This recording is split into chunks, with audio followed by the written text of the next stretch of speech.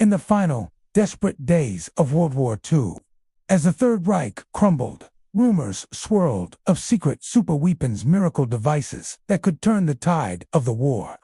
While we know about the V-2 rockets and the first jet fighters, one legend persists, darker and more bizarre than any other. It's the story of a device known as Die Glocke, or the bell.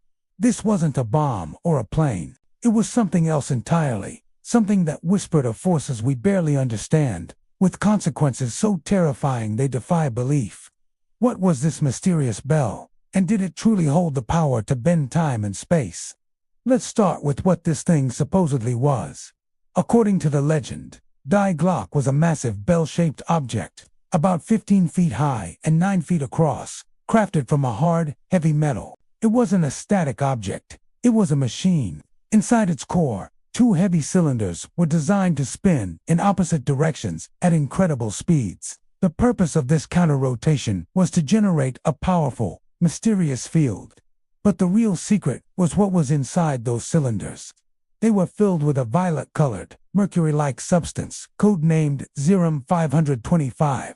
When the machine was activated, this liquid would glow with an eerie purple light. It was also described as being extremely radioactive and unstable, requiring storage in special lead-lined containers. The entire device was a puzzle of high-speed mechanics and exotic, unknown materials. But the most horrifying part of the Die Glocke story isn't its mechanics. It's the alleged biological effects it had on living things. During tests, plants, insects, and animals were placed within the field's radius. The results were gruesome. Observers claimed that organic matter would rapidly decay, turning into a black grease-like goo within hours, but without the normal smell of decomposition. It was as if the life force itself had been violently stripped away. In some cases, blood inside living creatures would gel and separate, and plant tissues would crystallize. The field was profoundly, and humans were not immune. The legend says the initial experiments were disastrous for the scientists involved. Of the 7 researchers on the original team, 5 were said to have died. They didn't die from a sudden explosion, but from a slow, creeping sickness. They reportedly suffered from severe vertigo, sleep disorders, and a constant metallic taste in their mouths before succumbing to the effects. It was clear that whatever energy the bell was producing, it was hostile to all biological life, and the project's leaders were willing to sacrifice their own people to understand it. Evidence for this outlandish project is scarce, but believers point to a strange structure that still stands today near the Wenceslas mine in Poland. It's a massive concrete ring, often called the hinge or the flytrap. Skeptics argue it's just the base of a forgotten industrial cooling tower.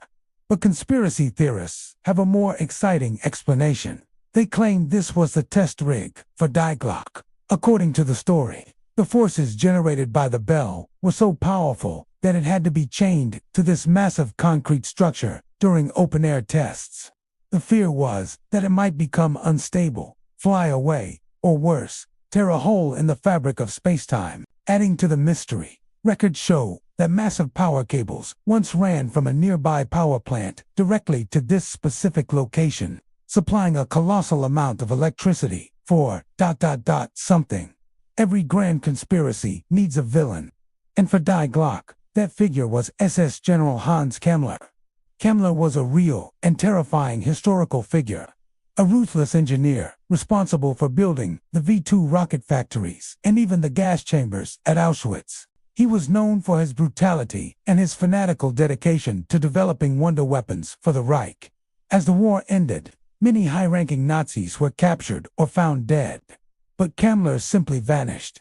The story of Die Glocke claims he didn't just escape.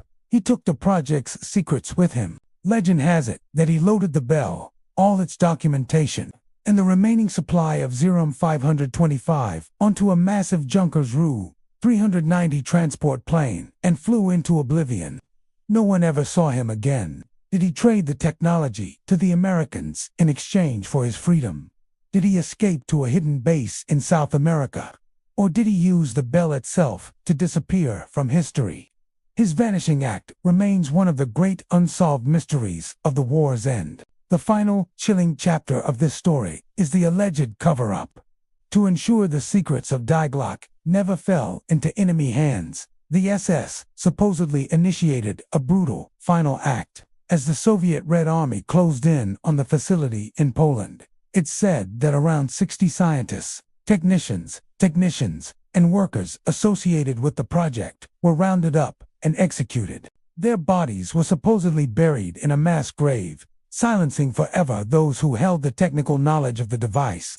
This alleged massacre ensured that Die Glocke would remain a mystery, its true purpose and power lost to history, surviving only as a whisper, a legend. It's a convenient way to explain the lack of witnesses, but it also adds a layer of horror to an already disturbing tale.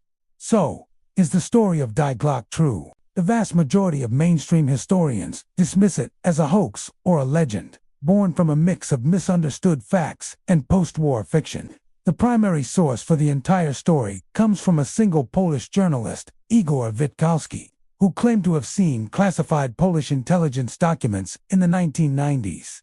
No one else has ever seen these documents. Critics point out that the science described is pure fantasy, and the hinge is almost certainly the base of a cooling tower for the old mine.